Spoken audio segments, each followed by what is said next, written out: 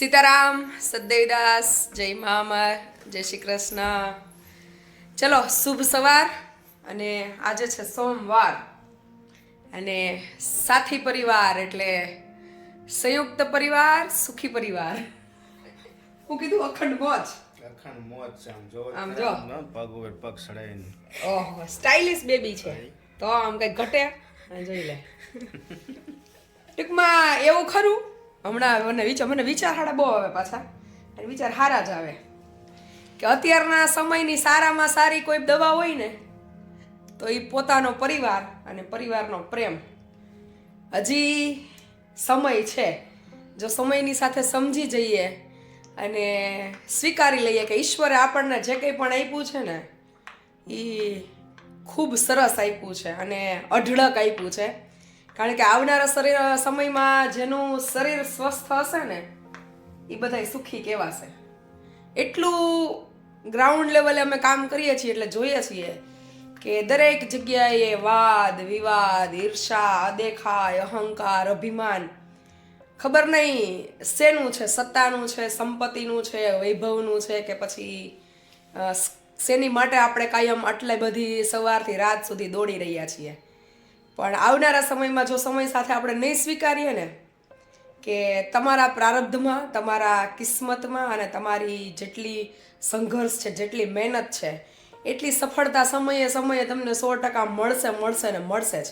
એટલે માત્ર આપણે આપણા જ જીવન ઉપર ફોકસ કરવાનું છે કે આપણે કઈ દિશામાં દોડીએ છીએ અને જે દિશામાં દોડીએ છીએ અહીંયા આપણે હરીફાઈ કોની સાથે કરવાની છે.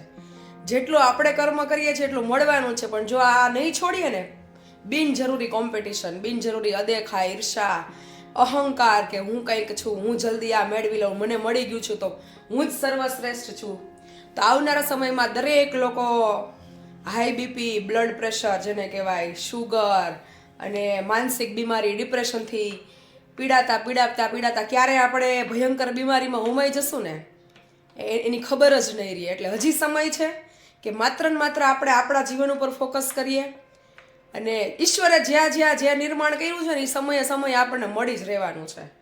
એટલે પરિવારનો પ્રેમ, ભાઈઓ વચ્ચે, કુટુંબ વચ્ચે, ઘરમાં બાળકો સાથે એટલો સરસ સમય આપો. કારણ કે સાચી આવનારા સમયમાં કોઈ પણ મારી દ્રષ્ટિએ દવા હોય ને તો પરિવારનો પ્રેમ છે. જો તમારો પરિવાર દરેક પરિસ્થિતિમાં તમારી સાથે હોય ને તો લગભગ બધા પ્રશ્નો સોલ્યુશન આવી જાય. તો કોઈ પણ પ્રકારનું કોઈ માનસિક ડિપ્રેશન ન આવે, અને ડિપ્રેશનની શરૂઆત થાય એટલે બધી બીમારીઓની શરૂઆત થાય. શું કેવું આપણે જે ગ્રાઉન્ડ લેવલે જોઈએ છીએ એટલે જીવનની મોટામાં મોટી દવા હોય ને અત્યારે આવનારા સમયમાં તો એ પરિવારનો પ્રેમ છે. અને એટલે જ અમે છે ને સાથી પરિવાર, ભલે અમે કોઈના બ્લડ રિલેશનમાં નથી, આપણે કોઈ પણ, તમે કે હું કે આપણી સાથે જોડાયેલા પ્રભુજી કે બાળકો, પણ મને એટલી સમજણ આવી આટલા અનુભવો પછી કે તમારા સંઘર્ષનું અને તમારી સફળતાનું પરિણામ તમને મળે, થોડું વહેલા મોડું મળે, પણ એમાં કોઈ ભાગીદાર ન હોય. પણ એ સફળતા સુધી પહોંચવા માટે કોઈનું લઈ લેવું, કોઈનું ઝૂંટવી લેવું, કોઈ સાથે છળકપટ કાવા દાવા કરી અને જલ્દીથી મેળવીને પામીને આગળ વધી જવું, એવા શોર્ટકટ જીવનમાં ક્યાંય છે જ નહીં.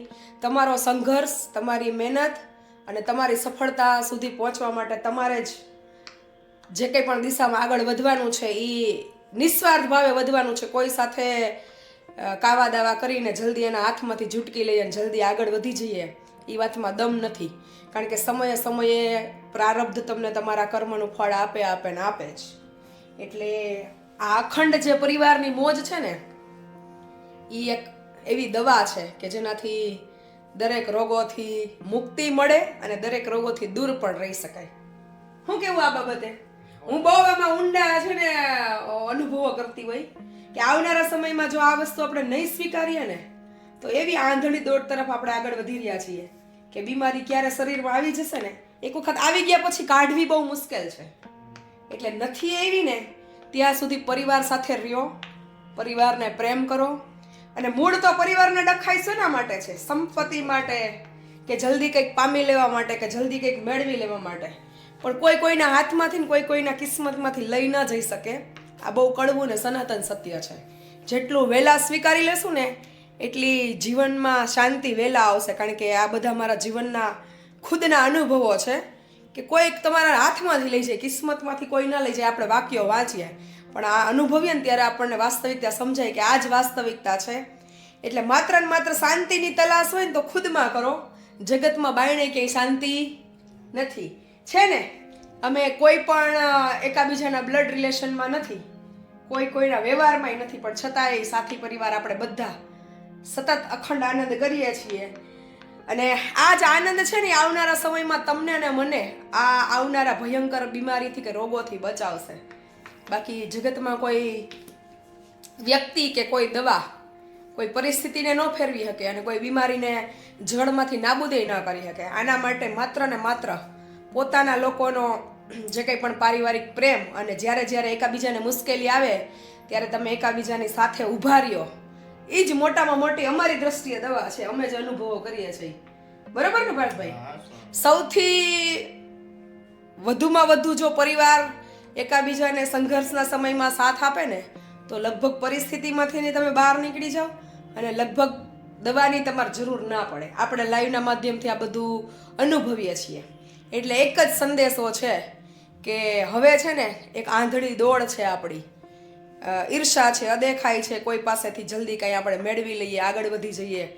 પણ સ્વીકારી લઈએ કે આપણા કિસ્મતમાં, આપણા પ્રારબ્ધમાં, આપણા કર્મને આધીન અને આપણી મહેનત જે છે એનું ફળ વહેલું મળશે. એ કોઈ લઈ નહીં જાય.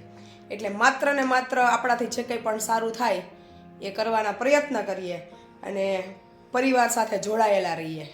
ચલો બધાને જાજા કરીને જય મા અમર, સીતારામ, સતદેવદાસ, જય શ્રી કૃષ્ણ.